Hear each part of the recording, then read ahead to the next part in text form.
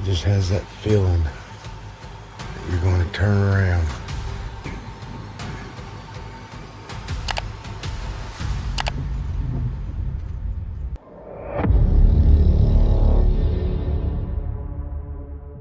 Some encounters don't feel dangerous at first, until everything changes in a single moment. From a rider being attacked by a stranger who suddenly appears to something outside a vehicle shaking it violently in the dark, with no one there when checked. When a normal situation turns unpredictable and you realize there's no one around to help, do you react fast enough or freeze when it matters most? Have you ever ridden a dirt bike deep along a forest trail and wondered what might be waiting somewhere between the trees? Most riders expect to see deer birds or hear the quiet rustling of small animals moving through the brush. But the riders featured in this video experienced something far more disturbing during what began as a normal off-road ride through the wilderness.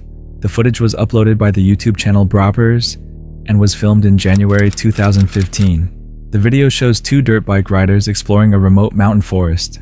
While traveling along a quiet dirt trail, the two riders stop briefly along the dirt road.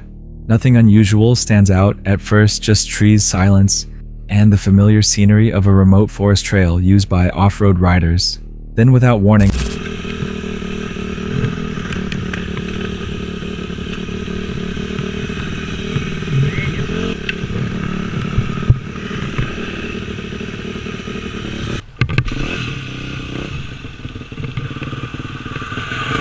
a white car suddenly races around a bend in the road and skids to a stop near the riders. The car door swings open and a man quickly steps out of the vehicle. Almost immediately, one of the riders moves toward him and the situation escalates rapidly.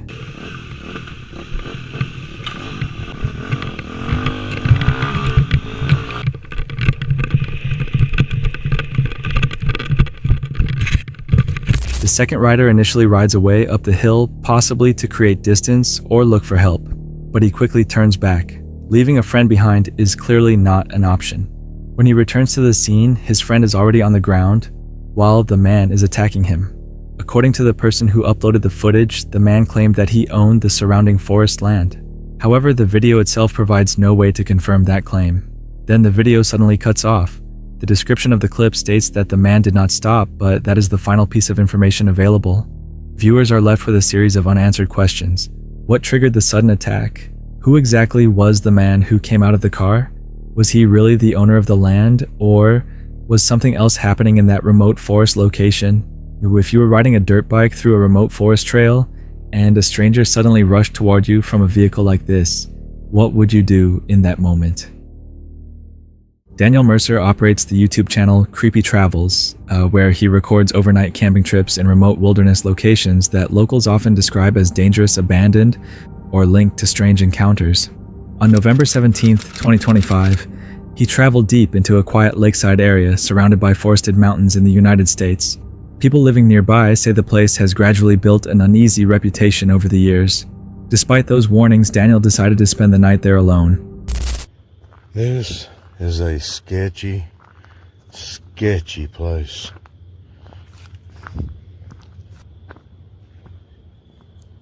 There's actually 4 places that I go film because usually something is seen. It's a hard decision on this place and then that place up deep in the mountains that has witch symbols hanging all in the trees at a spot that everybody of different things. I'll do a video. I don't want to talk too much about it until I do a video with y'all. This place is out, secluded. Continuing the kind of remote exploration and solo camping content his channel is known for, what made the location even more unsettling was his past. Years earlier, a body had reportedly been found somewhere near the old boat ramp, not far from where Daniel planned to stay. Authorities determined that the death had not occurred from natural causes. Since then, many locals have treated the surrounding woods with caution. That was eye shine. I just heard like somebody's watch. That was weird. That was weird.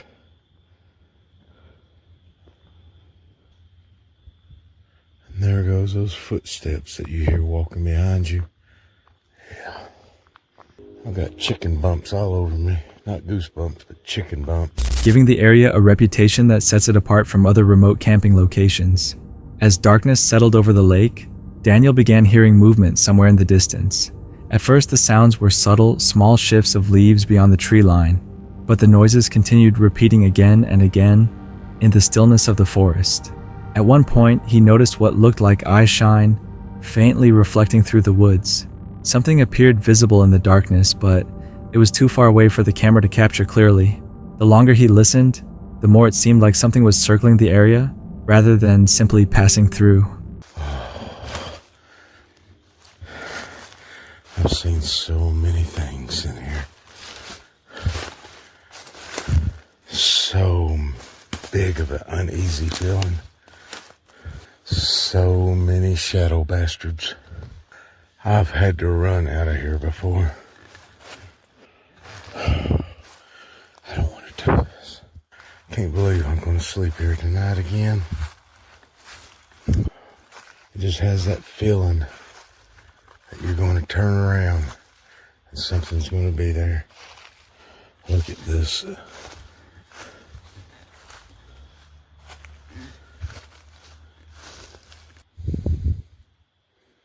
1832. As he moved deeper into the forest, the feeling of being watched became stronger. Instead of sleeping in a tent out in the open woods, Daniel chose to stay inside his vehicle, hoping the car would offer more protection during the night. But what happened around the vehicle later made him question whether he was safe at all.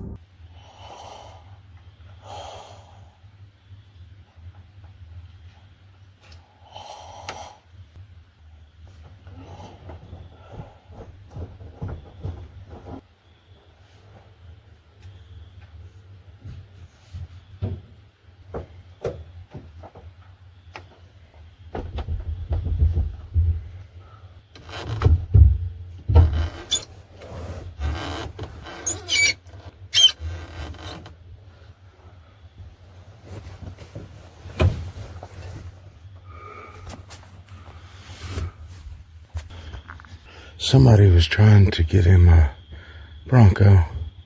As Daniel drifted off to sleep inside his car, the quiet night was suddenly broken by movement outside the vehicle. Shortly after, several knocking sounds echoed through the darkness around the lakeside campsite. Moments later, the vehicle began shaking violently, waking Daniel, as someone or something outside seemed to pull at one of the doors. With his heart racing, he grabbed his camera and stepped outside to investigate. The clearing, however, was completely empty.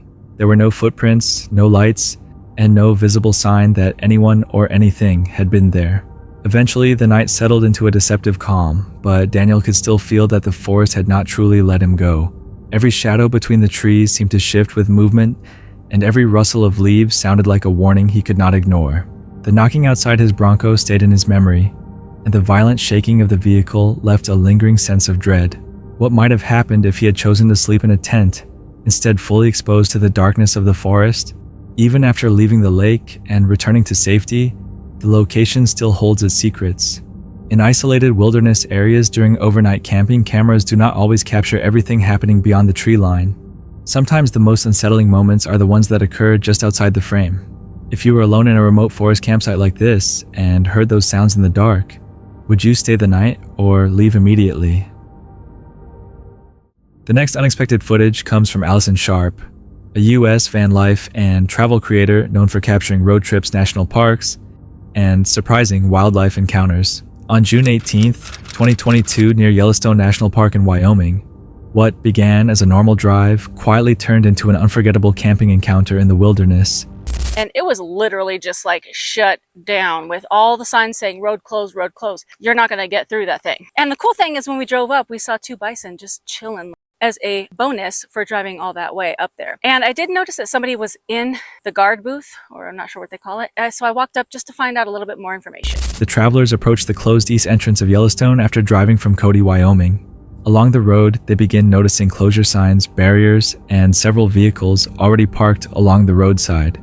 Even though access to the park is restricted, the scenery remains striking. Forest-covered mountains rise above the road, while fast-moving rivers cut through the valley below. As the family continues driving slowly, they notice more cars stopped ahead. The parked vehicles suggest something unusual may be happening nearby, building quiet anticipation as they approach the area. While moving forward carefully, they remain aware that wildlife, especially bears, is common in this region. Right before we got to the Yellowstone entrance, we noticed a few cars on the side of the road, so we looked ahead and we noticed something that was moving. And so I couldn't tell what it was at first, but it was a bear and a baby bear. Soon the family spots a mother bear with her cub near the roadside. They carefully pull over and prepare their camera to capture the moment while maintaining a safe distance. Oh, the little bear is standing up.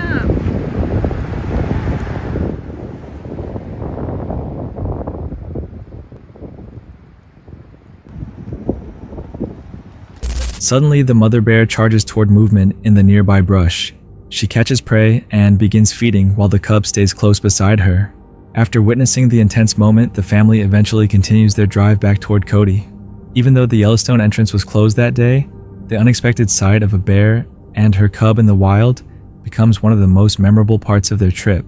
Traveling through areas with large wildlife can change quickly, and a sudden camping encounter can happen at any time. If you suddenly saw a mother bear and her cub beside the road, what would you do? This disturbing camping encounter comes from the channel Grizzly Gaz, where Gaz regularly documents his wild camping trips, van camping journeys, backpacking adventures, and remote explorations. Throughout his travels, he often shares the local history and folklore tied to the places he visits with his audience. Gaz is an experienced outdoorsman with a deep passion for nature and camping, and he frequently brings his dog Fendi along on these trips. On March 8, 2026, Gaz set out on another wild camping trip high in the remote moors, an area long connected with ancient pagan history and old folklore. The location was far from civilization and removed from the usual rhythm of everyday life. Look at it. Glorious, isn't it? Oh my word. Where are you off? We're going up this way. Come on. You alright? You're struggling, aren't you already, kid? Look at it. It's called the Sphinx. Or I could just be making all this up. You never know, do you? Look at her. Loving life, aren't you, mate? Go on. Here we go, look. The staple of every wild camper's diet. Whoop. Nummy nums. It was like a grey colour before, but well, it still looks grey. As darkness fully settled over the forest, Gaz eventually climbed into his tent to rest. Just as the night became quiet, something suddenly drew his attention. Can you hear that? What is that?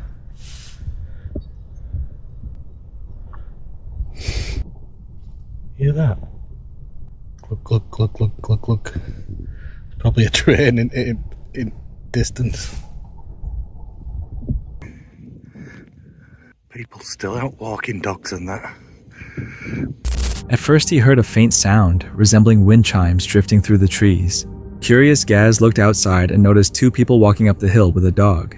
Assuming the sound had come from them, he dismissed it and returned to his tent, believing they were simply passing by without noticing his campsite.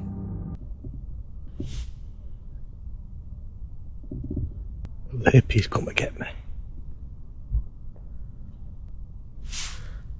Why is there still loads of people wandering about on moors? What time is it? I don't know where my phone is. Where's my phone?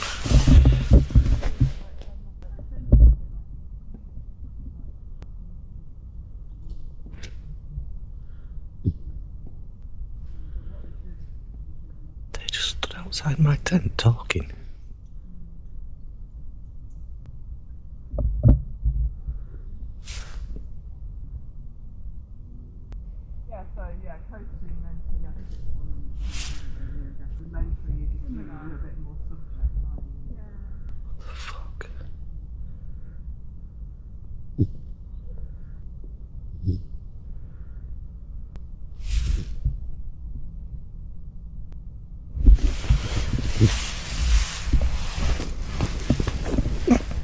Mate, it's nearly 10:30 at night.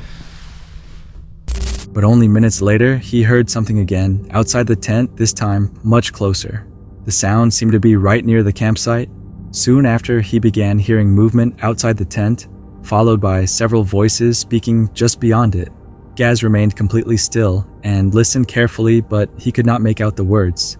The voices sounded low and unusual, yet they were very close. What unsettled him even more was realizing this was the second time someone had come near his tent, almost as if they were circling the campsite. Feeling uneasy, Gaz chose not to confront them and stayed silent inside his tent. After some time, the voices faded away and the forest became quiet again. Eventually, he drifted off to sleep. It's 20 to 4 in the morning. And I can hear that. Well, I've been hearing like screams. It's really weird. I don't know if it's some sort of bird or if it's actually someone screaming. It's far away, like. Oh, I'm too tired for this, man. Well, as long as it doesn't get closer, I'll be alright. Well, it's 4:15 now, and I can't get back to sleep. Oh, look how cold it is. Later, Gaz explained that he also heard distant screaming during the night. Although the sound was never captured on camera, faint clacking noises could be heard outside the tent. The people he had seen earlier were first spotted higher up on the hill, yet somehow they continued returning closer to the campsite, at times seeming to move around his tent.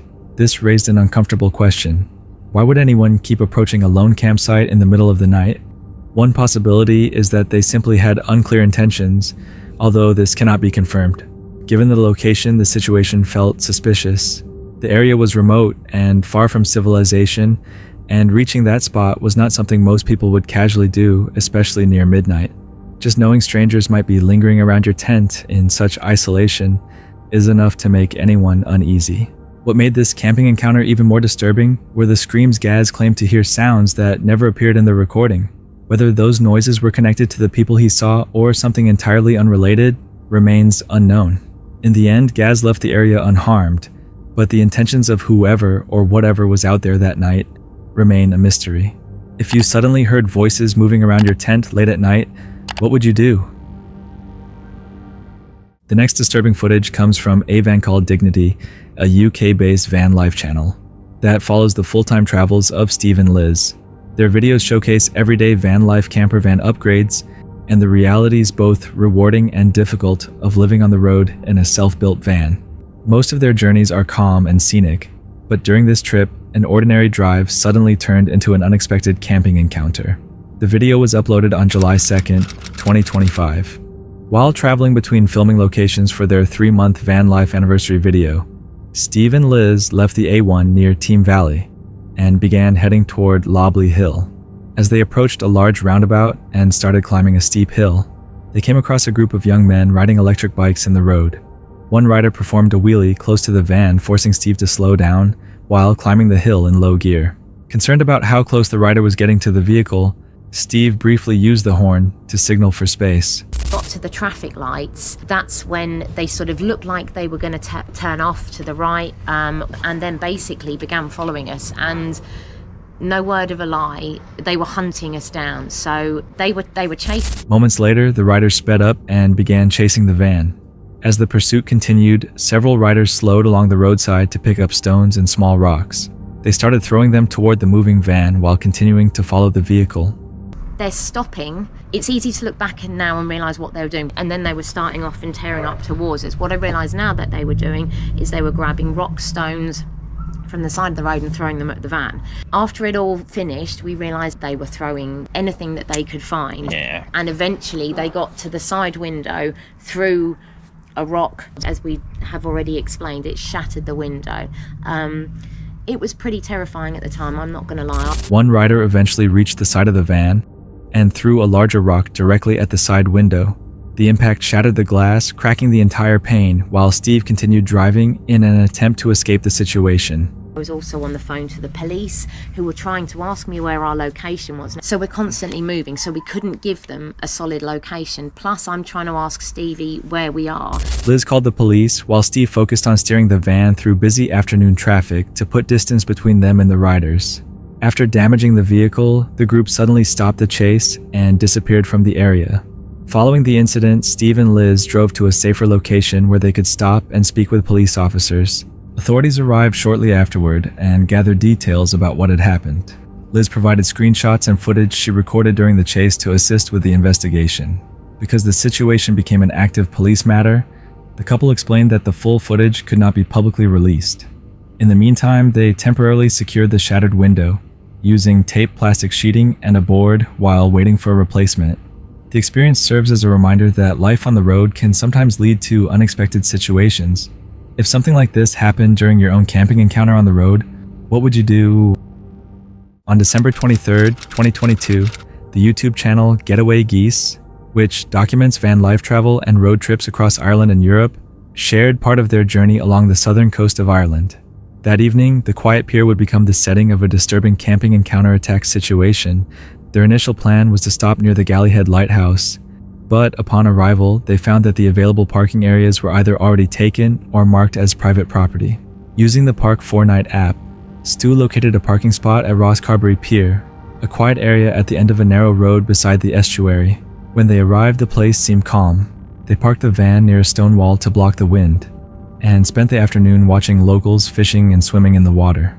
The atmosphere shifted suddenly the next day, forcing the couple to stay inside their van for most of the day. In hindsight, the change in the quiet surroundings felt like an early sign that something unsettling would happen later that night. We went to bed, I don't know, 9:30 probably by the time we got into bed, fell asleep, and I think it was about 11. I heard, it was so windy, I heard a car. And by the way, before Jane goes on, is that this is pitch black on our own. We're on our own, we're at the end of a long, really long road, They've got some, middle of nowhere. We're on our own. Yeah, I can hear voices. And the next minute, there was an almighty bang on the back of the van where my head was. I heard something, or heard you stirring, because I woke up just at the time where I could hear a voice outside. Felt like a huge bang hitting the van. It felt like something big had hit the van. Obviously, we knew people were outside at that point. So I put the light on, I put the white light on, only because I felt that was the right thing to do, because I want them to know that there was somebody in this van. I think they knew that anyway. You could hear them scampering away. The van was locked. I'd opened the side door. I don't think I'd have got out if I knew they were still out there, because that's probably the wrong thing to do, is to go out and confront. I chucked an egg at the van. They must have known we were here. You don't just happen to drive down here. I reckon it was those 3 kids. Little shits. What do you want to do? I don't know. You don't answer. What do you want? It's like that. Well, we're not going to let it get to us. I'm not going to sleep much tonight, though, are No. Do you think we should move on? I went out because I think I knew they were driving away. But it's all in a split second, these things happen, so you're not quite sure what decisions you're making. So I'm going out in bare feet, in my pyjamas, Kung Fu style. Well, then I could see a brake, the lights of the car, in the distance, going really fast. And that. Yeah, brave. I go around the van a couple of times, actually. Couldn't see anything obvious, and then I saw on the back light here, I could see a egg coming down. I know.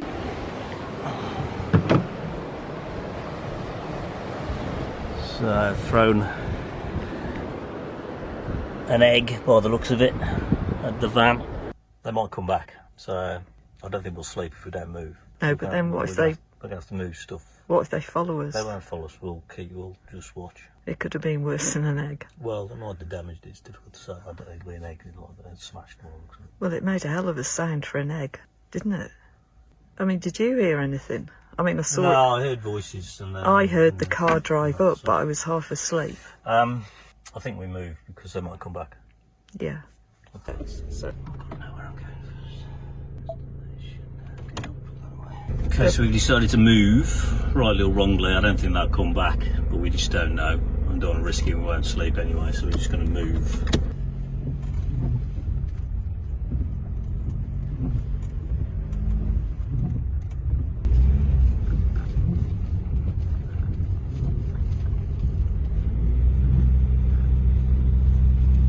At around 11 p.m., the still night was suddenly interrupted by the sound of a car and voices outside the van.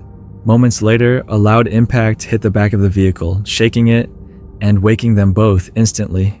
Stu quickly switched on the interior lights, and the people outside immediately ran back to their car and drove off. When he checked outside with a flashlight, he found that the object thrown at the van was a large egg. Even though it caused no real damage, the sudden hit in the darkness made the moment feel like a frightening camping encounter attack situation. After the incident, the couple no longer felt safe staying at the pier. Once they were able to leave the pier, they drove toward the nearby village of Ross Carberry to find a safer place to park for the rest of the night. The experience left them shaken and unable to sleep. The following morning, Jane learned that some teenagers in the area occasionally drive around late at night, throwing eggs at camper vans as a prank. Although the incident had been frightening Stu and Jane decided not to end their trip. Instead, they continued their journey across Ireland after leaving the location where the unexpected camping encounter attack situation had taken place. Many viewers later shared that when facing a possible camping encounter attack situation while traveling, the safest choice may be to leave immediately. If you were in the same situation, would you stay and check the noise outside, or drive away as quickly as possible to find a safer place for the night? This camping encounter shows how a normal moment can quickly turn into a fight for survival. During their 10-day Mindanao province hopping tour, Angelica and Aileen recorded what was supposed to be a routine ferry trip from San Jose Dinagat Islands to Surigao City, which turned into a life-threatening camping encounter at sea. The conditions were already rough when they boarded, but no one expected how intense it would become.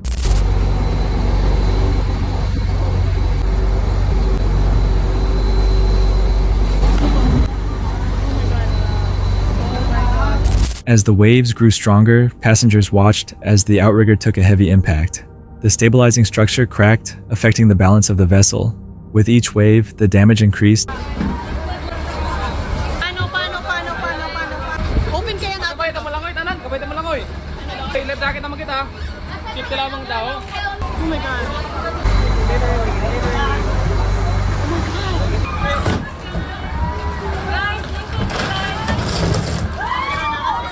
Turning the crossing into a dangerous and unpredictable camping encounter. Eventually, the structure failed completely and was ripped away from the ferry. Now drifting on an unstable vessel, still 30 minutes from shore, panic spread among the passengers. Some began preparing for the worst.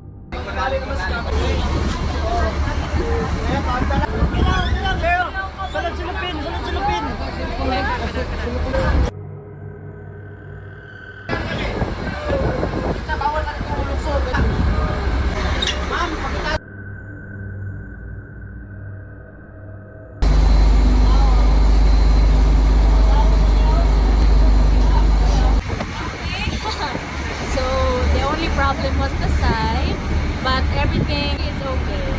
Nothing will happen because no water went inside. They called the Coast Guard a long time ago, and rescue and Coast Guard, they're waiting for us just in case something happens. So he's there ready to jump since earlier. Positioning themselves in case they needed to leave the boat. The ferry operator had already contacted the Coast Guard, who waited at the port in case a rescue was required. Despite the damage, the vessel managed to keep moving toward shore. As they approached, land crowds gathered along the waterfront after hearing about the situation.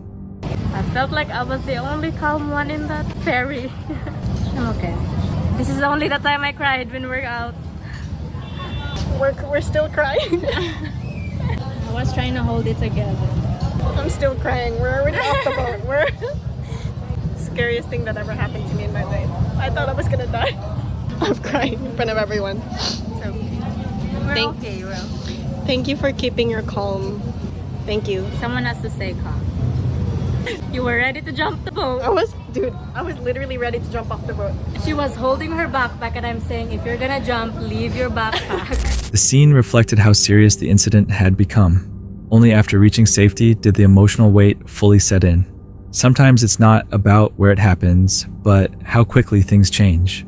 If you were in that situation, would you stay calm and wait, or prepare for the worst before it was too late?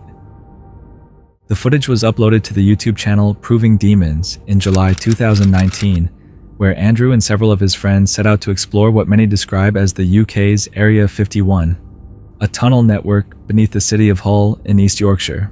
The tunnels were constructed in the early 20th century as part of an underground system the public was never intended to access, carrying high voltage power and other critical infrastructure beneath the city. Over time, stories of smuggling, wartime activity, and secret operations have shaped its reputation, making any visit feel like a high-risk camping encounter in a restricted environment. After being refused official access through a nearby hotel, the group located an old entry point and went in anyway, climbing down into a deep shaft and following a long passage beneath the river. Eventually, they reached an active railway section where the situation began to change. Strange chanting and distant voices echoed through the darkness. What, leave the tunnel? Yeah. No. So you gotta go further. No. Okay, everyone watching, this is really weird, okay? But it appears, it sounds like there's chanting, like weird, like demonic chanting almost. I don't know how to describe it. It's like, I can hear one distinct voice which is deeper than the rest. And then the rest of them are like different levels of voices. But I can hear them all. And they're getting louder. Come on.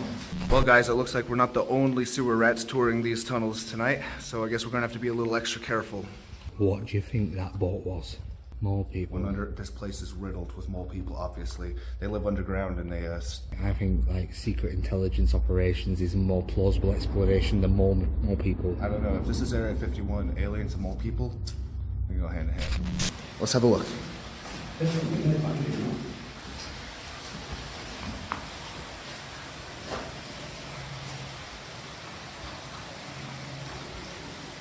That is a voice. No, come here. Turn off the light. It's below us. There's people down there. As they moved closer, they realized there were people below them, concealed in the darkness. Unable to see clearly, the group switched off their lights and listened as voices and metallic sounds carried upward. Soon they noticed a line of slow-moving boats passing beneath them, carrying figures who remained mostly hidden.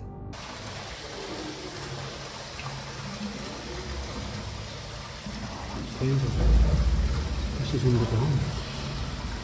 That is mental. Get back.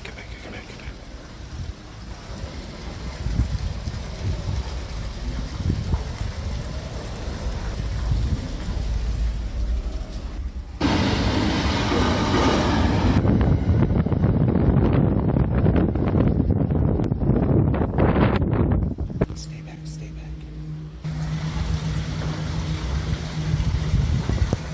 Get back.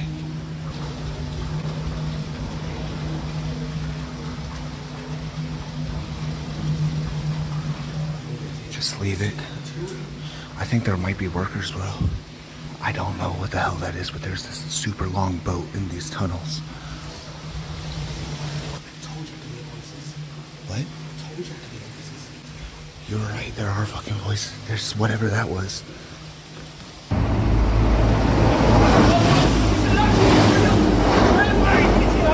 What the hell? That is so freaking cool. Oh my god. At first they thought the individuals might be workers, but that explanation didn't hold up. There were no uniforms, no safety equipment, and no visible lighting, only silhouettes, quiet voices, and the sound of metal scraping against concrete. The scene felt structured, yet concealed, like a transport route operating quietly beneath the city. The boats continued moving steadily in a line, as if following a known route, carrying people who clearly understood the tunnels far better than anyone above ground. Given the location's reputation and long-standing rumors, some believe the activity could be linked to something restricted or unknown. Others suggest it might involve smugglers, or even a hidden underground group using the tunnels as their own space. In the end, the footage provides no clear answers.